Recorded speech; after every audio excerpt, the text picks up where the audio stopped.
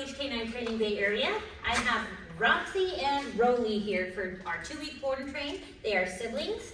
Rollie is a cattle dog mix, and Roxie is a mini Australian Shepherd. Let's see how they do now, and we'll see how they do at the end of 2 weeks. Hey, Roxie, sit. Sit. Sit. Down. Good girl. Good girl. Rollie, sit. Sit. Down. Down. They do kind of know their commands, but they're very distracted. They don't have a lot of attention on me because they don't really want to do it. If I had treats, they might be more willing to do it, but even then, if they'd rather play, they're just gonna play. So stay tuned and see how they do.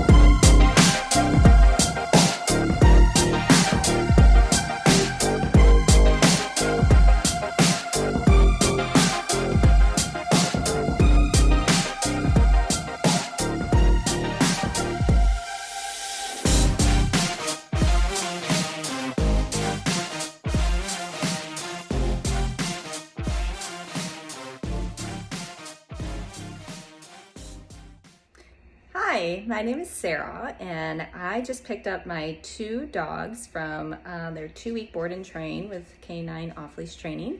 And I just have to say, our 10-month-old puppy has come back with so many manners and listens so much better now. She was kind of running wild in our household, and now she has trained for walks and healing and sit and place and all the good stuff. And our 5-year-old rescue, Rollie, who is a very anxious pup, now has a plan of how he approaches things. And he also listens and responds to us much better than before and isn't as reactive to things. What surprised me about the 2 weeks was our trainer Lacey was wonderful and super communicative, texting me, giving daily updates that were so fun to get and post on Instagram, which we've really enjoyed, especially the kids. I highly recommend off-leash training.